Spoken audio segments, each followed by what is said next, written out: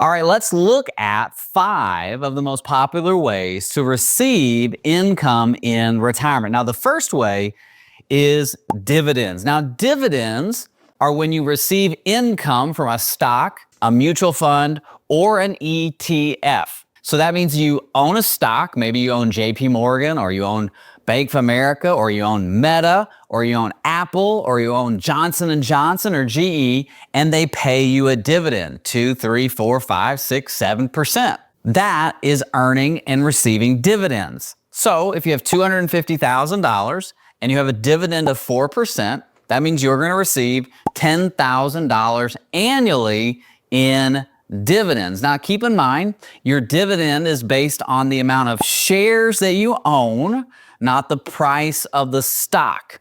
So if you own 200 shares of a stock at $20 and they pay a 4% dividend, you're going to get 4%. If the stock goes down, your dividend percentage actually increases because the value of the stock has gone down, but you still receive the same amount of money based on the shares that you own. And if you're not receiving the dividends and using those as income, you might have that set up on DRIP, which is called Dividend Reinvestment Plan, meaning that when a dividend is paid, it buys you more stock. Hence, you get more shares of a stock, which means you get more money in dividends. So if you're receiving income in retirement, dividends, probably the most popular, is the first way that you can receive retirement income. Now, when you're thinking about dividends as well, you also want to think about taxes. If it's coming out of an IRA, a 401k, that's considered ordinary income. If it's coming out of a brokerage account, a joint account, an individual account, you've got long-term capital gains, short-term capital gains. When you receive dividends, you have qualified dividends and non-qualified dividends. Qualified dividends are taxed more efficiently, 0, 10, or 15% normally. Non-qualified dividends are taxed at your ordinary income rate. Okay? So you want to understand all that if you're receiving dividends. Now, the second way to receive retirement income off of $250,000 is capital appreciation. Now, capital appreciation is just simply you own a stock, you own a mutual fund, you own an ETF, and it goes up in price. And you sell a portion of that to receive your retirement income. And normally, you're not looking at these strategies as, I'm only going to use this strategy. Normally, you have to have a comprehensive strategy, which is what we're going to look at here in just a minute in a detailed strategy on how to receive retirement income. But capital appreciation means I'm owning this mutual fund, I'm owning this ETF, I own this stock, I believe it's going to go up in value. When it does, or as I have things that go up in value, I sell those and I live off of them. Now, the problem with that is what we call sequence of return risk. Sequence of return risk is the risk that you step into retirement and the market falls the first few years of your retirement, or any time in your retirement, the market goes down in consecutive years. Think 2000 to 2003, 2007 to 2009. So as the market's going down, you're pulling money out of a losing investment. It's like a hamster on a wheel. You're not getting anywhere. You're actually going backwards. And so that's why there's risk involved in trying to say, I'm only going to use this strategy for retirement income in retirement. And that's why we do a financial EKG for our clients, a comprehensive, detailed financial plan, because we want to say, hey, listen, if the market does go down 20% the first year of your retirement, the second year, the 10th year, what is that going to do to your retirement investments? How long is your retirement income going to last? Do you have a blueprint for that? And if you want to get together with us, all the details are below. We want to get you to retirement, through retirement, and protect your ability to stay in retirement.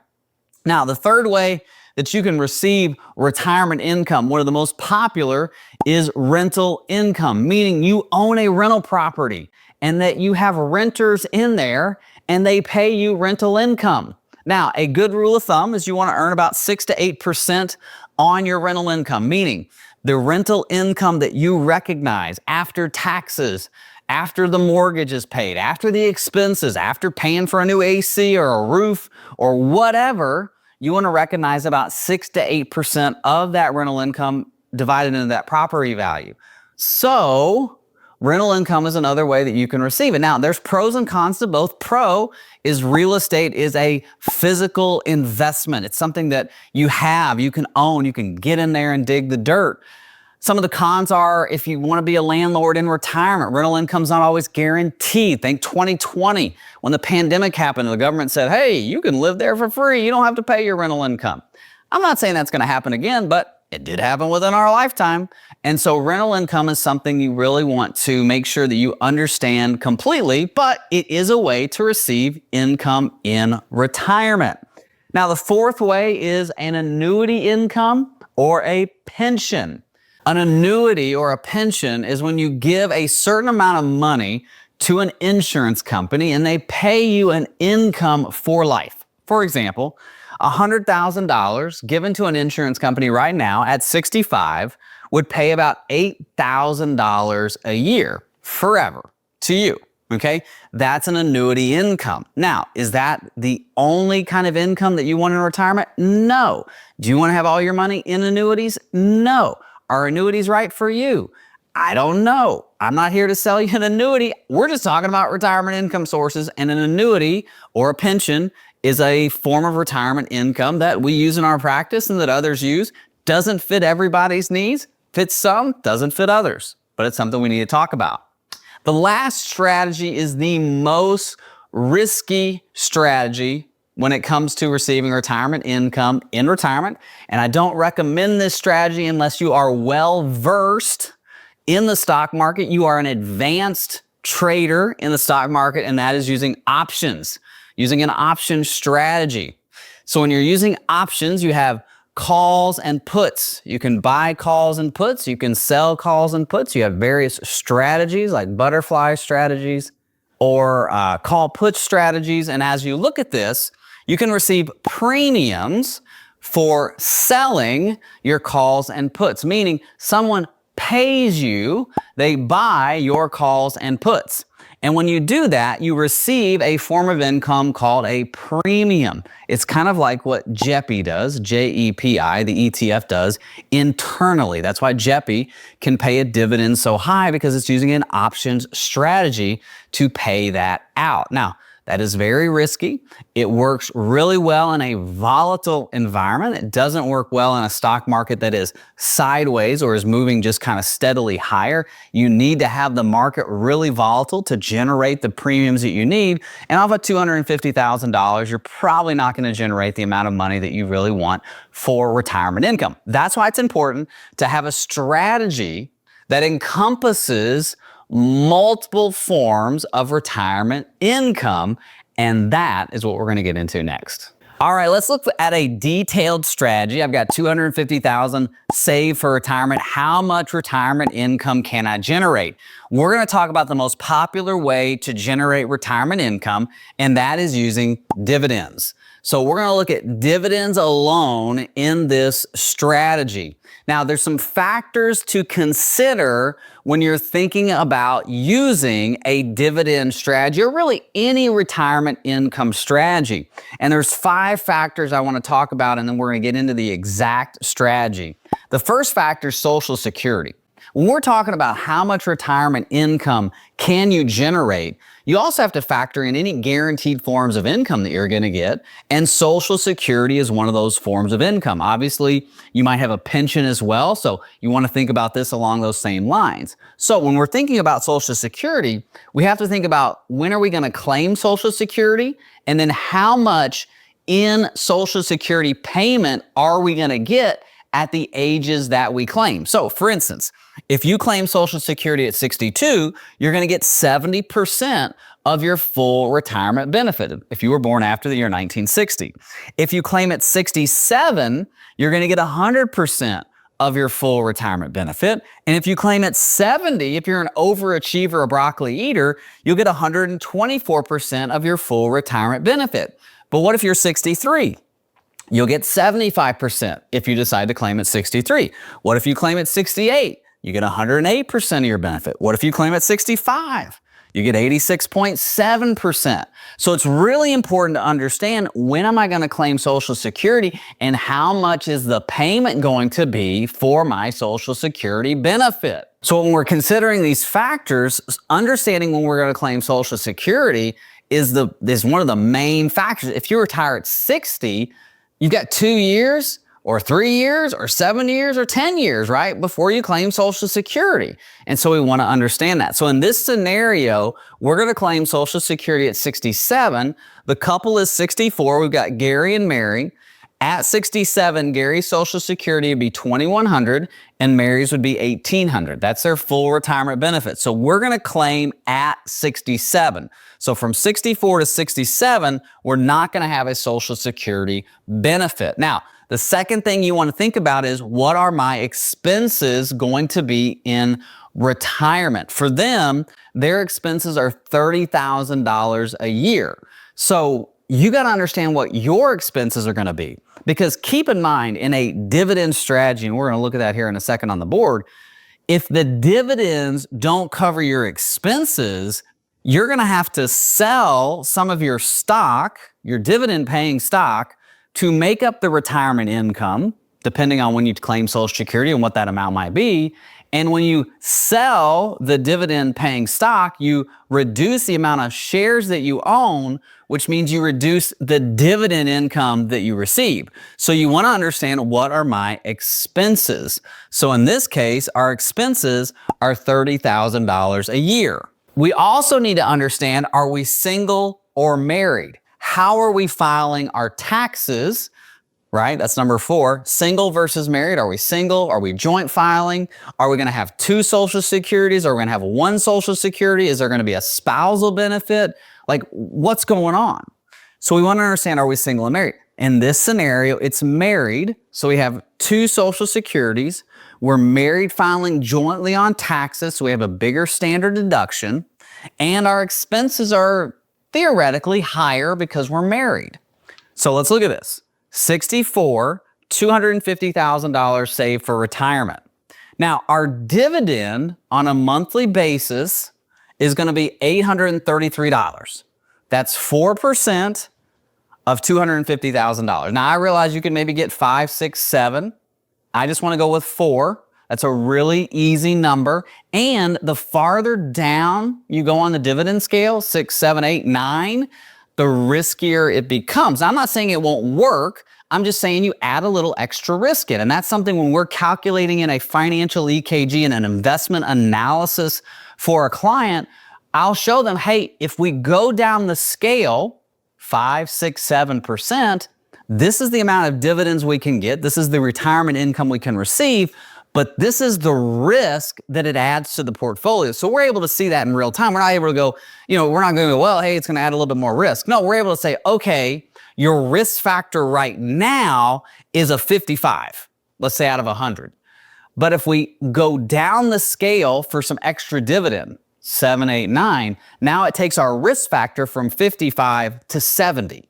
And if we put that risk factor into Monte Carlo, and then we look at sequence of return risk, what does that do to our overall retirement income and our retirement savings? Which is why we have the financial plan, the EKG. Again, if you want to get together with us, it's in the details below. So that's why I'm going to use 4%. Now, their expenses are $2,500 a month, so $30,000 a year. Okay. Now, the average expenses for a married couple in retirement is about $55,000 a year. But what I've learned from doing this channel and reading your comments, so please keep commenting, keep smashing the like button, keep subscribing, is that your expenses are actually much less than what the averages say. And maybe that's just the people that follow our channel or whatever, but we're going to use that for this example. So that means we need $1,667 from somewhere, okay? Now, $250,000 saved for retirement is all they got, right? We've got a house, obviously. We've done a full EKG for this couple, so this is just kind of a snapshot on the board. But we have a house, but there's no rental income, there's no part-time job, there's no, pensions. So this $1,667 for the next 3 years, from 64 to 67, is gonna have to come out of this $250. So we're going to have to sell some shares of our dividend paying stock. Now we're going to get dividends, but over this 3-year period, this number is going to go down because we're going to have to sell some shares of the stock in order to recognize the expenses that we need. So what you'll see is later on in their plan, we have less dividend income, but it's actually better for them because we understood when we're going to claim Social Security and we understood our expenses.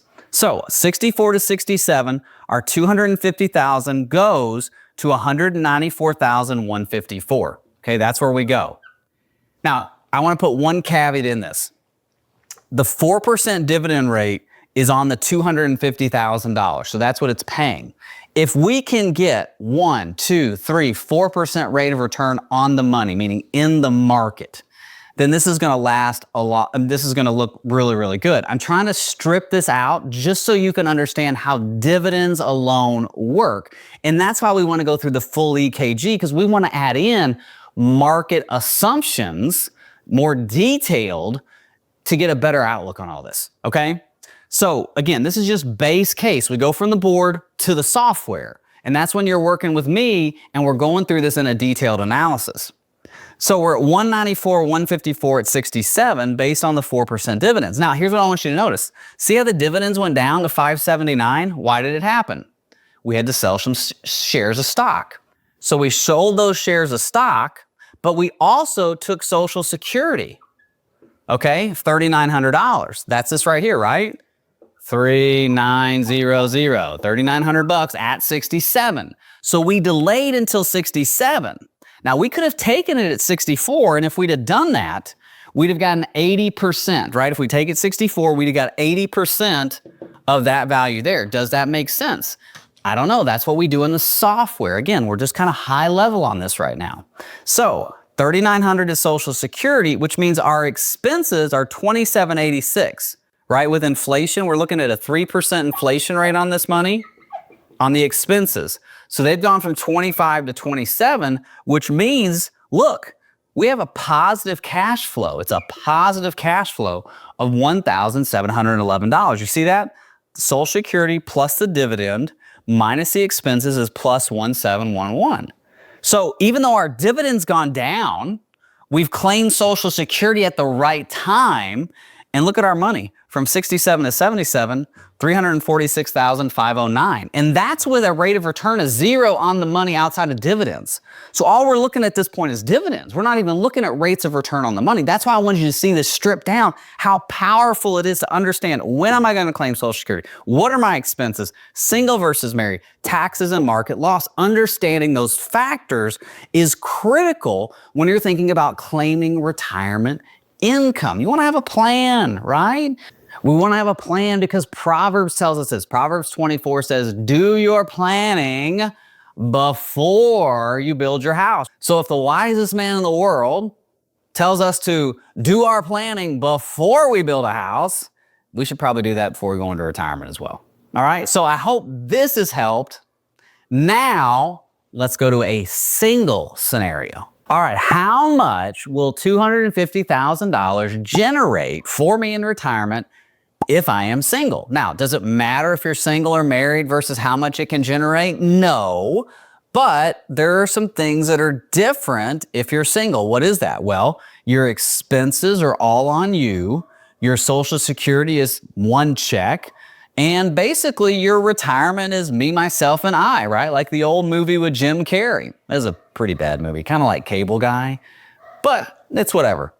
So here we go. We got Gary. He's 64. Now, his Social Security at 64 would be $1,680 a month. We're looking at 4% dividends off of this $250,000. Now, keep in mind, he's retiring at 64. So he's going to get 80% of his Social Security full retirement benefit. Now, if he were to wait until 66, it would be 93.3. If he took it at 67, it would be 100. At 70, it would be 124%. But based on his expenses, which we're going to show you, which is $2,500 a month. So based on his expenses and based on just the timing of his retirement and not wanting to work, a part-time job or anything like that, it makes the most sense for him to claim Social Security at 64. So let's look at this. So we've got $250,000 saved for retirement. We've got dividends of $833 per month. We have expenses of $2,500 a month, and we're taking Social Security of $1,680 per month, which means we need $5 a month more out of our investments. But that doesn't sound like a whole lot.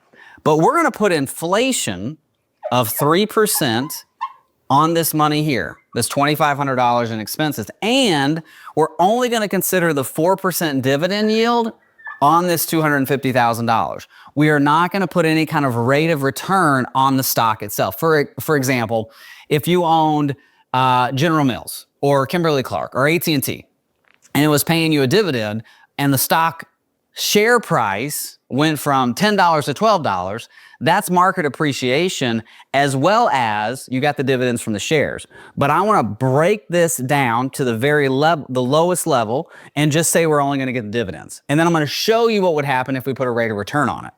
So with inflation, and obviously Social Security gets a COLA as well, so we're going to have a COLA on Social Security as well. We're going to have to take out $5 a month, but that's going to grow over a 10-year period. From 64 to 74, our $250,000 goes to $126,004. Okay, now keep in mind on this as well, we have taxes on this money. So the dividend's coming out and it's being taxed as ordinary income, okay? Because most of this money's in his 401k. And so if it's coming out and they're paying taxes on it, that means that you've got to pay for your expenses. It's over and above is going to the government. So we're recognizing $2,500 for ourselves. That's net. So that's why you're seeing this kind of come down like it does. That's one of the factors you have to be thinking about. Taxes. Now at 74, we've got $126,004. Now our dividend's gone down to $374 a month. You see that from $833 to $374. Why is that? Well, in order to get the income that we need to live, we've had to sell some shares of stock, which means we get less dividend. And because we get less dividend, the money goes down that we receive on a monthly basis, which means we got to pull more money out of this $126,004 from capital appreciation. Remember, we're looking at that at zero right now. Now, expenses have gone from $2,500 to $3,511 or $3,581.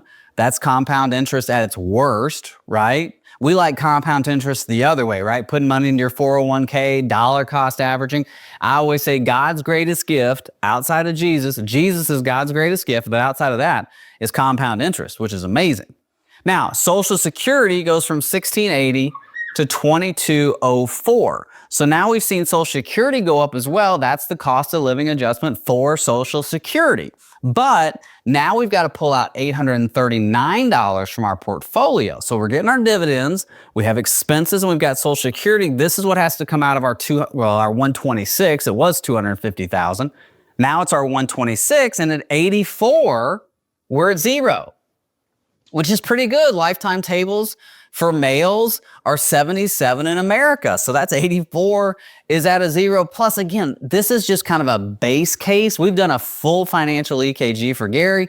We've got a house and we've got other things going on. So we're not really worried about this because there's other factors that we're going to calculate in, but we've just got to see if it's going to work first. Then we go into the software. That's why we do a financial EKG for clients, to get them to retirement, through retirement, protect their ability to stay in retirement. If you want more details, go below. We can look at that. Now, keep in mind a 2% rate of return on this money, a 2% rate of return. If we were to give this $250,000, a 2% rate of return plus the dividend, right? We get the dividend, but we also make 2% on the stock, ETF mutual fund.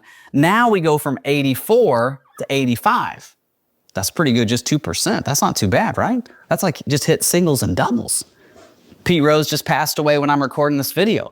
Man, he could get on base swinging a stick. So again, 2%, just be Pete Rose. 4%, if this 250,000 grows at 4% using all this same data, it gets us to 93. So you see how this is not complicated. It's not hard. It's not something to be scared of. We just need to have a plan. Remember, Proverbs 24 says, before you build the house, make a plan. Make a plan. And that's what we're doing. So I hope this video has helped. Thank you for watching. God bless. Bye-bye.